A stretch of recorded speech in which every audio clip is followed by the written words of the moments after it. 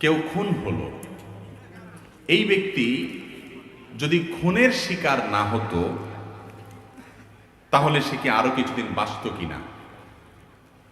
এই প্রশ্নের উত্তরে ইমাম ইবনে তাইমিয়া রাহিমাহুল্লাহ একটা হাদিস উল্লেখ করেছেন, খুব চমৎকার।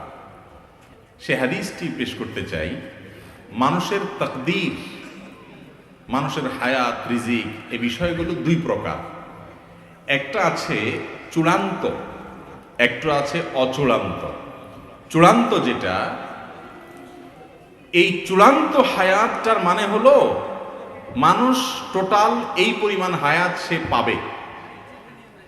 আরেকটা হলো অচূড়ান্ত, অর্থাৎ শর্ত সাপেক্ষ। এই কাজটা করলে তার এতদূর হায়াত হবে, এটা না করলে এতদূর হবে। এটা হলো অচূড়ান্ত। তো যেটা বলতেছিলাম, গুরুত্বপূর্ণ একটা ইস্যু। কোনো মানুষ যদি কারোর হাতে খুন হয়, মারা যায়, এই লোকটা তার হায়াত এতটুকুই ছিল যে খুন হয়ে গেছে, নাকি আরো কিছুদিন ছিল, খুন করে বেচারাকে হায়াতটা কমায় দিছে? এর উত্তর হলো তার হায়াত অতদিনই ছিল, তার হায়াত অতদিনই ছিল। এখন প্রশ্ন হবে, তাহলে খুনির দোষটা কি?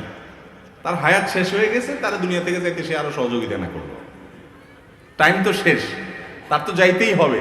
তাহলে তারে খুন করে তার টাইম অনুযায়ী যাওয়ার পথটা সুগম করে দিছে, এবং কি দোষ করছে সে?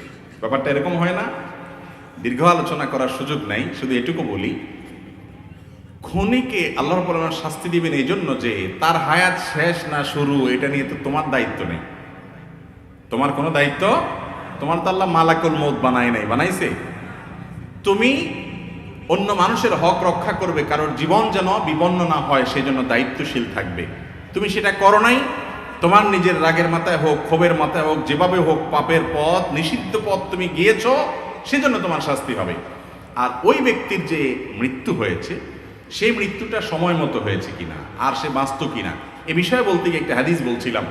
ইবনে তাইমিয়া রাহিমাহুল্লাহ হাদিসটি উল্লেখ করেছেন যে মানুষের তাকদীরকে আল্লাহ রাব্বুল আলামিন দুই প্রকার রেখেছেন, একটা মোবরাম, গায়রে মোবরাম, আর একটা চূড়ান্ত, একটা অচূড়ান্ত। একটা ধরুন, ফর এক্সাম্পল, একজন মানুষের হায়াত হবে 60 বছর চূড়ান্ত, এইটুক সে পাবেই।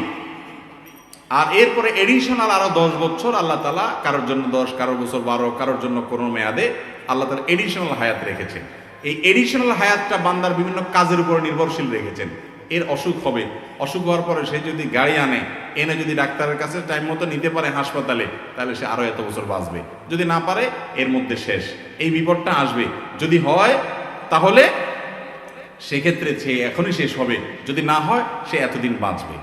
এখন এই যে অচূড়ান্ত হায়াতটা, তাকদীরের যে লেখক ফেরেশতা, তারাও কিন্তু জানে শুধু চূড়ান্তটা, কত বছর কে পাবে, আল্লাহ তাদেরকে এতটুকু জানায় দেয়। অচূড়ান্ত যেটা, ওইটা আল্লাহ ছাড়া এমনকি তাকদীরের লেখক ফেরেশতাও পর্যন্ত জানে না।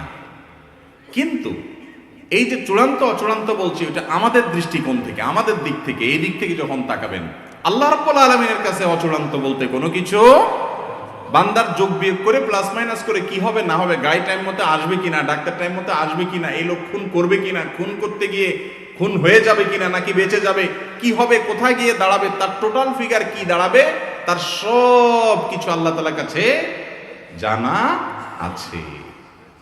কথা কি বুঝাইতে পারছি? তো খুনিকে আল্লাহ রাব্বুল আলামিন শাস্তি দিবেন তার অপরাধের কারণে, নিষিদ্ধ পথে পা বাড়ানোর কারণে, আর সেজন্য সে শাস্তি পাবে। আল্লাহ তাআলা আমাদেরকে বুঝার তৌফিক দান করুন।